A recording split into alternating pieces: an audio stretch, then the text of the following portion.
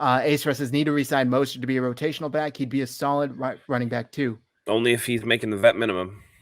I'm not against that. Yeah. Which, honestly, that's about all he's going to command anyway. He's been injured like much of the last 2 years, so. Yeah. He had one good year. One good year. And honestly, by running back standards, it wasn't even that good. No, it really is just that kind of. It was ending. the 2 playoff games. Yeah, that's what everybody remembers. He's living off of that.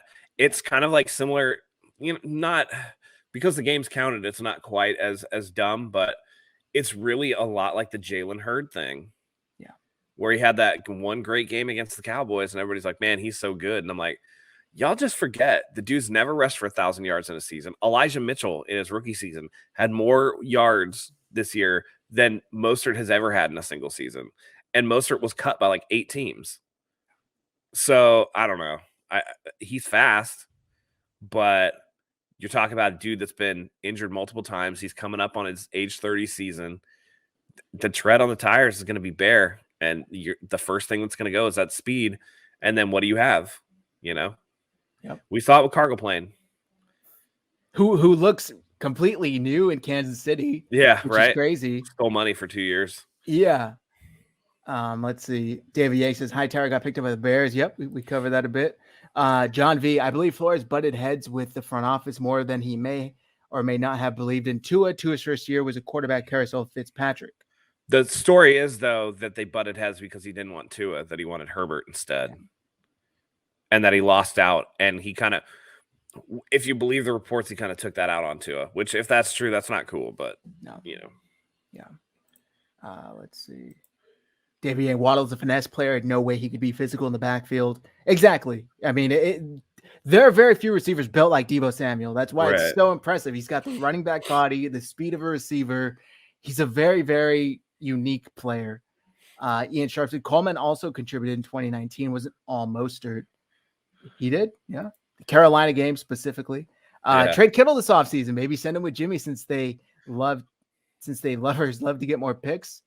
There was a point in time where I would have said, nah, you're not doing that. You're not doing that.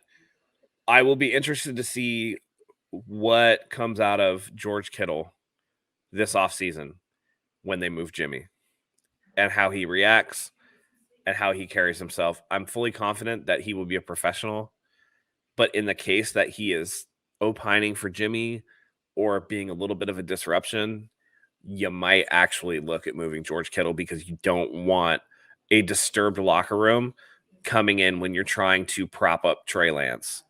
And that sucks because George Kittle would be immensely difficult to replace. I think that John Lynch and Kyle Shanahan have a lot of work ahead of them. I think they're going to sit down with George and really kind of go over the situation and really try to get him on board and sell him on the whole thing.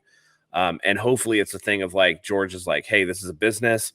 Me and Jimmy are still going to be, boys no matter what. And he continues to be the great teammate that he has been. So it remains to be seen. I could see a scenario where if he became disgruntled, I think you have to move him. I don't think it'll come to that. I mean, we saw very briefly. Oh, I don't either. For the record, I'm just kind of like throwing out a scenario. Yeah. Okay. I hear you. If it would come to that, I agree. I think if he's unhappy, if he's complaining, all of which we've never seen from George. So I don't really think that would suddenly happen. I think the team knows. The team knows that Jimmy's gone. They had a party in Vegas. I know they have one every offseason. It looks like it was just to celebrate the year. I kind of jokingly tweeted out, it looks like it's a goodbye party, which it kind of did. But I think they all know that that Jimmy's gone after this year. So I actually know which bar they were at too in Vegas. I've been there. Oh, really? It's at the Cosmopolitan. Yeah. I've been there before. They make a nice verbena drink. That's neither here nor there. Hunk Fast says also 0 fumbles for Mitchell is amazing. Yeah. That is amazing. Just want to take a quick break to thank today's sponsors. We got to thank, of course, MyBookie. You can go to MyBookie.AG right now, sign up with promo code Hive, as in 49ers Hive, and you will get your first deposit matched all the way up to $1,000. You deposit $200, I'll match you $200, all the way up to $1,000. You can do the math, and you'll also get a $20 casino chip. This is only through the Super Bowl. So if you're a bettor, you love making money on sports bets, you got to take advantage right now. Again, MyBookie.AG, promo code Hive. That'll get your first deposit instantly matched. Take advantage right now, guys. Trust me, it will not be around for much longer. Bet on anything, anywhere, anytime with MyBookie. Steve says Kittle was hyping He won't Lance. do it. He'll get killed. He won't do it. He was hyping Lance. Kittle was hyping Lance after the touchdowns in the Texas game. He will be fine. I did see that. And I do think that, yeah, for the most part, I think Kittle is aware this is a business. And I think for as much as Kittle loves Jimmy, from a strictly football perspective, I also think he's aware of the limitations that Jimmy Garoppolo has. I think if this was his rookie year, then it may be a little different. But who were his best friends the entire time before last season? CJ Beathard and Trent Taylor, both of whom are on different teams this year. I think now help put that into perspective. Okay, I have to separate, obviously, my friendships from the professional side. Exactly. Ian says Kittle has to get more touches on offense. Otherwise, what's the point of the big contract? Yeah, it's hard to justify. Yeah, but at the same time, when you look at his statistics for this year, considering he missed 3 games, they were still really good. He was right around the 1,000-yard mark. Yeah. I think he had like 930 or something like that. Just because. While you're doing that, can I defend his point? Absolutely.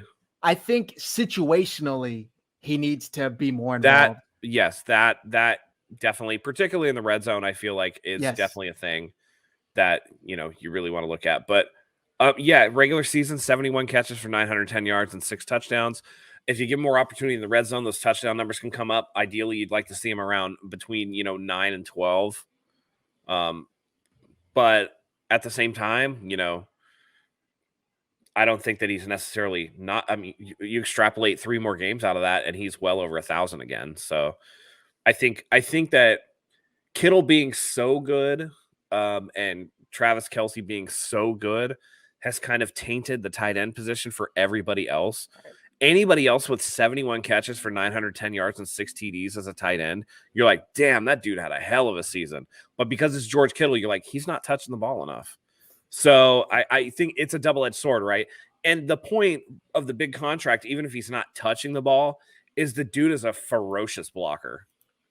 And that's huge too. That brings something beyond what Kelce brings, is that he has that 110% do or die blocking mentality where, I mean, we've seen it before where he pancakes somebody and gets up giggling because he's just that type of dude. So, I think that there are ways that he can be refined in his utilization. But I think overall, considering he missed 3 games, he had a really good season. Yeah, overall it was completely solid. Those was it a 3-game stretch, if I remember correctly? Seattle, Cincinnati. I forget. I think there was a third like 150 yards and like a touchdown in each game. Yeah, it was insane. He was the first tight end to ever do that. But I agree. Just my earlier point, defending Ian's point.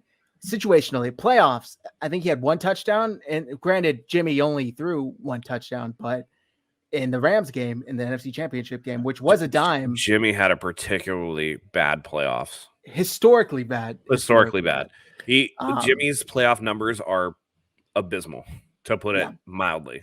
Yeah, especially in the fourth quarter. But we'll leave that. We're not going to get into that. Yeah, it's a very heated topic amongst fans on social media. But yeah, I would like to see just him situationally more involved, especially in the red zone, like you said, Matt.